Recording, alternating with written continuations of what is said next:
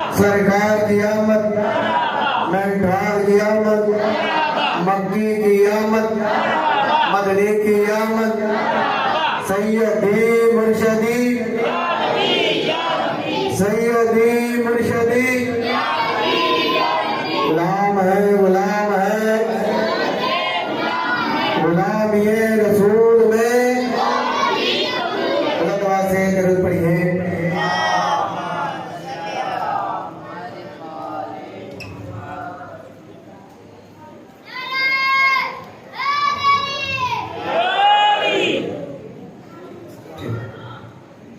بر محمد و آل محمد صلی اللہ علیہ وسلم۔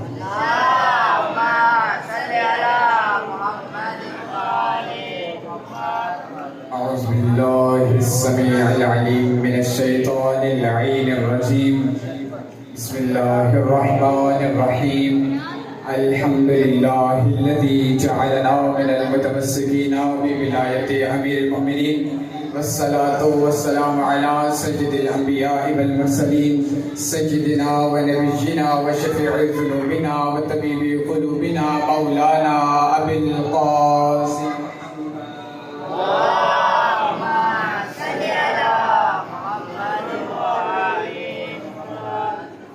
وآل بیتہ الطیبین الطاہرین المعصومین المظلومین، ولعنۃ اللہ علی الظالمین من عداوتہم الی قیام یوم الدین۔ اما بعد فقد قال اللہ تبارک و تعالی فی کتابہ المجید وفرقانہ الحمید، وقولہ الحق وقولہ الاحسن، بسم اللہ الرحمن الرحیم، وما ارسلناک الا رحمۃ للعالمین، صلی اللہ۔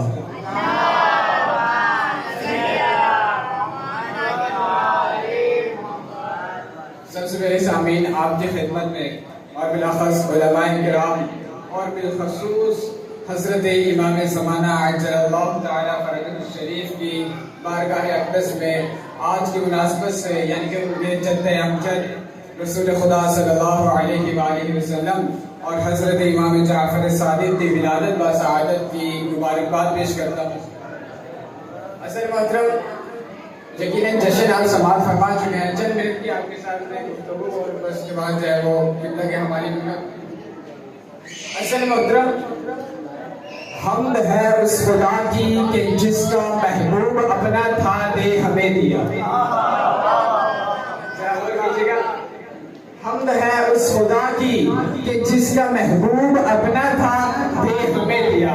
پھر لاکھوں کروڑوں درود و سلام ہو اس ہستی پر کہ جس کے آنے کے بعد جانوروں سے بدتر زندگی گزارنے والے فرشتوں سے افضل ہونے لگے، کہ جس کے آنے کے بعد جانوروں سے بدتر زندگی گزارنے والے فرشتوں سے افضل ہونے لگے۔ اصل محترم، میں نے آپ کے سامنے رسول خدا کی ایک نعت قرآن سے تلاوت فرمائی ہے کہ اللہ تعالیٰ رسول خدا کی نعت پڑھ رہا ہے قرآن میں۔ جس ہستی کی نعت پڑھ رہا ہے وہ ہستی مصطفیٰ کی نعت پڑھ رہی ہے، جس ہستی کی کائنات حمد بیان کرتی ہے۔ اصل محترم، آج ان کا تذکرہ کرنا ہے جو آنے سے پہلے تھے۔ ہم میں اعتراض کیا جاتا ہے کہ ہم شیعہ جو ہے وہ سال رسالت نہیں پڑھتے، رسول خدا کے جو ہے وہ فضائل نہیں پڑھتے۔ اصل محترم، میں کہوں گا کہ ہم شیعہ رسول خدا کے فضائل نہیں پڑھتے، مگر وہ پڑھتے ہیں کہ جو اللہ کے قرآن میں ہو، محمد کے فرمان میں ہو، اور 14 کے بیان میں ہو۔ ہم وہ پڑھتے ہیں کہ جو اللہ کے قرآن میں ہے، محمد کے فرمان میں ہے، اور 14 کے بیان میں ہے۔ اصل محترم، جبرائیل فرماتے ہیں کہ میں نے مشرق سے لے کے مغرب تک، شمال سے جنوب تک کائنات کا چکر لگایا ہے۔ کون فرما رہے ہیں؟ جبرائیل کہہ رہے ہیں کہ میں نے مشرق سے مغرب تک، شمال سے جنوب تک پوری کائنات کا چکر لگایا ہے۔ وہ کہتے ہیں قسم ہے اس خدا کی، مجھ جبرائیل کو سادات جیسا گھرانہ نہیں ملا اور محمد جیسا انسان نہیں ملا۔ پوری کائنات میں سادات جیسا کوئی گھرانہ نہیں ملا اور محمد جیسا کوئی انسان نہیں ملا۔ اصل محترم، میں آپ کے سامنے ایک قرآن کا بہت ہی خوبصورت واقعہ آپ کے خدمت پیش کرنا چاہوں گا۔ یقیناً آپ لوگوں نے سن بھی رکھا ہوگا کہ حضرت موسیٰ اور حضرت خضر کا واقعہ کہ حضرت موسیٰ بیٹھے ہوئے تھے کہ حضرت موسیٰ کے اصحاب نے پوچھا کہ اے موسیٰ آپ اللہ کی اس کائنات میں فی الحال فی الوقت آپ سب سے بڑے عالم ہیں. اور موسیٰ یہ سوال ہو رہا تھا کہ فوراً جبرائیل آئے اور کہا کہ اے موسیٰ ہم اللہ کہہ رہا ہے کہ ہم نے ہر عالم سے بڑھ کر ایک عالم کو رکھا ہے. کائنات میں ہم نے ہر عالم سے بڑھ ایک عالم کو رکھا ہے کہ فلاں جگہ ہمارا ایک عالم بندہ بیٹھا ہے دریا کے کنارے، آپ جائیں ان سے ملاقات کریں، وہ یقیناً آپ سے بڑا عالم ہے. حضرت خضر کی بات کریں. اب موسیٰ کے دل میں تشویش ہوئی کہ مجھ سے بڑے عالم ہیں، یقیناً مجھے ان سے قصد علم کرنا چاہیے، مجھے ان سے فیض حاصل کرنا چاہیے. اب موسیٰ نے جو ہے وہ اپنا جو ہے وہ سفر کا آغاز کیا حضرت خضر کے پاس. بہرحال موسیٰ حضرت خضر کے پاس پہنچے، کہا کہ آپ مجھ سے بڑے عالم ہیں، لہٰذا میں آپ سے قصد علم کرنا چاہتا ہوں، یعنی میں آپ کی شاگردی میں آنا چاہتا ہوں. اب حضرت خضر نے کیا کہا کہ آپ میرے ساتھ نہ رہ سکیں گے، آپ ہرگز صبر نہ کر سکیں گے. اب حضرت موسیٰ اتنا سفر کر کے آئے تھے، انہوں نے کہا نہیں میں کسی بھی طرح کے اللہ نے چاہا تو آپ مجھے یقیناً جو ہے وہ صبر کرنے والا پائیں گے، میں صبر کروں گا، بس آپ مجھے اپنے ساتھ رکھیں. یہاں سے ان کے سفر کا آغاز مختصر کر کے آپ کو یہاں سے سفر کا آغاز ہوا کہ حضرت موسیٰ اور حضرت خضر ہے وہ ایک کشتی میں سوار ہوئے، دریا عبور کرنا تھا کہ حضرت خضر نے کیا کیا، اس کشتی میں سوار کر دیا. حضرت توجہ کیجیے کہ قرآن کا واقعہ بھی نتیجہ آپ کو بڑا خوبصورت دینا ہے، یقیناً آپ کا معراج ہوگی. دیکھیں پھر وہ حضرت خضر نے اس کشتی کے اندر سوراخ کر دیا. اب موسیٰ نبی اللہ تھے، کہا حضرت خضر یہ آپ نے کیا کیا، اپنا وعدہ اپنا عہد جو بھول گئے، کہا یہ آپ نے کیا کیا. حضرت خضر نے فوراً کہا، بڑے نرم لہجے میں کہا ہم نے نہیں کہا تھا کہ تم ہمارے ساتھ رہ سکو گے، تم صبر نہ کر سکو گے، ہم نے نہیں کہا تھا کہ تم ہمارے ساتھ صبر نہ کر سکو گے. حضرت موسیٰ نے سوچا، انہیں اپنا عہد یاد آیا، کہا حضرت خضر میں آئندہ آپ سے کوئی سوال نہیں کروں گا، مجھے ایک موقع اور دے دیجیے. بہرحال وہ آگے چلے، ایک جنگل میں گئے، دیکھا ایک خوبصورت بچہ، چھوٹا سا بچہ ہے، حضرت خضر نے انہیں قتل کر دیا. اب یہ کام پچھلے کام سے زیادہ دردناک تھا. حضرت موسیٰ پھر چلان بولے یا اے خضر یہ آپ نے کیا کیا. وہ معصوم بچہ، وہ چھوٹا سا بچہ جس نے نہ کوئی گناہ کیا ہے، جس نے نہ کسی کا قتل کر دیا، آپ نے اسے قتل کیوں کیا ہے. پھر حضرت خضر بڑے ہی آرام سے بڑے ہی پیار سے بولے کہ ہم نے نہ کہا تھا کہ تم ہمارے ساتھ نہ رہ سکو گے، تم صبر نہ کر سکو گے. اب بہرحال حضرت موسیٰ کو بڑی پشیمانی ہوئی کہ 2 مرتبہ اپنا عہد توڑ چکے تھے، اگرچہ وہ بھولے میں توڑ چکے تھے لیکن 2 مرتبہ اپنا. اس دفعہ نے کہا کہ مجھے ایک آخری موقع دے دیجیے، آئندہ میں آپ سے کوئی سوال نہیں کروں گا. اب نیچے چلے ہیں، ایک بستی میں پہنچے ہیں. وہاں پہلے تو انہوں نے دعوت تبلیغ کی، لوگوں نے نہ مانی. پھر کھانے کا سوال کیا، کھانا ختم تھا، کھانے کا سوال کیا.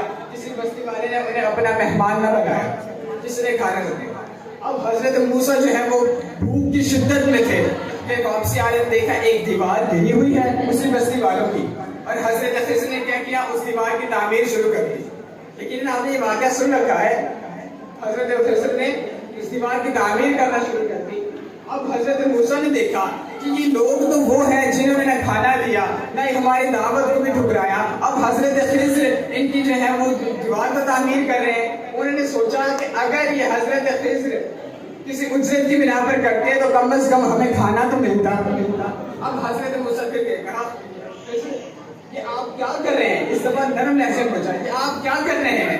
کہ آپ ان بستی والوں کی دیوار تعمیر کر رہے ہیں جنہوں نے نہ آپ کو کھانا دیا نہ آپ کی دعوت تبلیغ کو قبول کیا. اب حضرت خضر نے کہا تھا کہ اے موسیٰ ہم نے نہ کہا تھا کہ آپ ہمارے ساتھ صبر نہ کر سکیں. بہرحال انہوں نے کہا کہ اب آپ کا راستہ الگ ہے، میرا راستہ الگ ہے. اسی دریا کے کنارے پہنچے. حضرت موسیٰ نے کہا کہ دیکھیں اب میں الگ جا رہا ہوں، آپ رکھیے، مجھے بتائیں آپ نے یہ جو 3 کام کیے ہیں ان کی علت کیا ہے، ان کی وجہ کیا ہے. اب ذرا توجہ کیجیے گا، ان کی وجہ کیا ہے. تو حضرت خضر کہتے ہیں دیکھو جو میں نے کشتی میں سوراخ کیا تھا وہ کشتی چند لوگوں کی تھی، چند مزدوروں کی تھی. انہوں نے آپس میں جو ہے وہ پیسے لگائے تھے، ان کے یہ کاروبار تھا، ان کا یہ جو ہے وہ سارا سرمایہ یہی کشتی تھی. اور ان کے پیچھے ایک ظالم بادشاہ تھا جو لوگوں کی کشتیوں کو غصب کرتا تھا۔ اب میں نے اس کشتی میں ایک سوراخ کر دیا جس کی وجہ سے وہ بادشاہ ان کی کشتی کو غصب نہ کرے گا، کیونکہ اس کی نگاہ میں یہ نقص ہو جائے گا نا، وہ اس کی کشتی کو غصب نہ کرے گا۔ تو یہ بتاؤ کہ یہ میں نے ان کا نقصان کیا ہے یا ان کا فائدہ کیا ہے؟ حضرت کہہ رہے ہیں کہ یہ بتاؤ کہ میں نے ان کا ظاہراً تو یہ نقصان تھا، لیکن سوچا جائے ان کی پوری کی پوری کشتی بچ گئی ایک جو وہ سوراخ کی وجہ سے، تو بتاؤ کہ میں نے ان کا نقصان کیا یا فائدہ کیا؟ حضرت موسیٰ کہتے ہیں یقیناً آپ نے ان کا فائدہ کیا۔ اب مجھے یہ بتائیں کہ آپ نے ان معصوم، وہ چھوٹا سا معصوم بچہ، آپ نے اسے قتل کیوں کیا؟ کہتے ہیں کہ دیکھو یہ معصوم بچہ جو تھا، ان کے والدین جو تھے وہ خدا کے بڑے متقی پرہیزگار بنتے تھے، اور یہ بچہ آگے چل کے ان کے لیے باعث کفر بنتا، یہ بچہ ان کے لیے باعث کفر بنتا، وہ خدا کے نافرمان ہو جاتے، کفر اختیار کرتے، تو خدا کو یہ ناگوار نہ تھا، خدا کو یہ ناگوار نہ گزرا کہ ان کے نیک بندے جو ہیں وہ ایک بچے کی وجہ سے جو ہے وہ ان کا نافرمانی کریں، تو میں نے اسے قتل کیا، خدا اس کے بدلے میں اسے زیادہ خوبصورت اور متقی اور پرہیزگار اولاد عطا کرے۔ اب تیسری وجہ کہ جو آپ نے وہ دیوار تعمیر کی، اس میں دو واقعات دیتے ہیں، یا وہ چھت تعمیر کی ہے، دیوار غالباً جو ہے وہ تعمیر کی بات ہے، دیوار کو تعمیر کیا۔ دوسرا حضرت کہتے ہیں کہ دیکھو وہ تعمیر، میں نے دیوار تعمیر اس لیے کی تھی کہ اس دیوار کے نیچے دو یتیم بچوں کا خزانہ تھا۔ بچوں کے لیے نتیجہ لینے جا رہا ہوں، اس دیوار کے نیچے دو یتیم بچوں کا خزانہ تھا، اگر وہ دیوار اس کے اوپر گرتی، وہ خزانہ ظاہر ہوتا، وہ کسی اور کے ہاتھ لگ جاتا، اللہ تعالیٰ نہیں چاہتا تھا کہ ان یتیم بچوں کا مال کسی کے ہاتھ لگے، اس وجہ سے میں نے اس کی دیوار کی تعمیر کی۔ اب یہ گفتگو ہو رہی تھی کہ حضرت خضر اور حضرت موسیٰ کے سامنے ایک پرندہ آیا، اس دریا سے اس نے ایک قطرہ لیا اور مغرب میں گیا، مغرب میں چھوڑ دیا، پھر ایک قطرہ لیا شمال میں گیا، شمال میں چھوڑ دیا، پھر ایک قطرہ لیا آسمانوں کی بلندیوں میں گیا اور وہاں چھوڑ دیا، پھر ایک قطرہ لیا اور وہیں سے لیا وہیں رکھ دیا۔ اب یہ بات چل رہی تھی کہ حضرت خضر حضرت موسیٰ سے کہتے ہیں کہ بتاؤ یہ جو پرندے نے کام کیا ہے اس کی علت تمہیں پتا ہے؟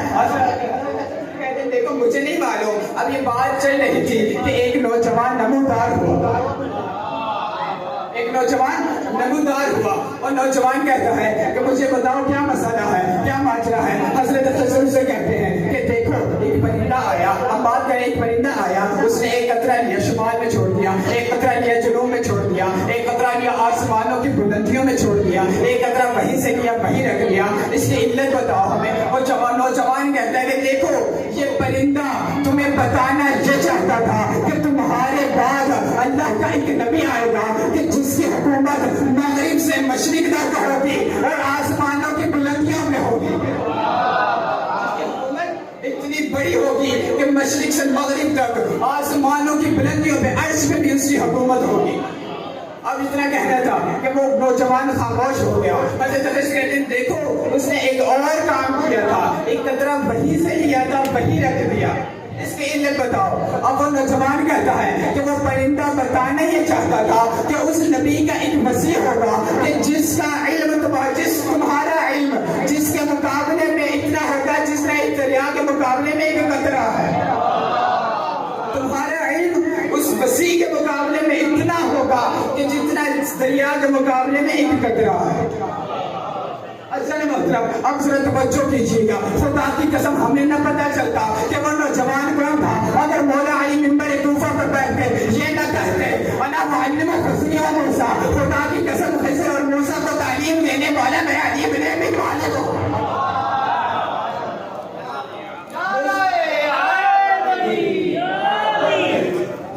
اس طرح نہیں ہے، مولا علی کا نعرہ یہ ہم نے اعتراض کیا جاتا ہے کہ جب خدا کا نعرہ لگاتے ہیں تو ہاتھ نیچے ہوتے ہیں، رسول کا نعرہ لگاتے ہیں تو ہاتھ نیچے ہوتے ہیں، علی کا نعرہ لگاتے ہیں تو ہاتھ بلند کیوں ہوتے ہیں؟ تو اس کا بہت خوبصورت میرے استاد محترم قبلہ علی ذوالجلال فرشتے صاحب فرماتے ہیں دیکھیں اس کی علت بیان کرتے ہیں کہ دیکھیں ہم ہاتھ کیوں اٹھاتے ہیں؟ خدا کی قسم ہم مولا علی کے نعرے پر کبھی ہاتھ نہ اٹھاتے، اگر رسول خدا نے خندق علی پر علی کا ہاتھ اٹھا کے نہ کہا ہوتا من کنت مولا بعد علی مولا،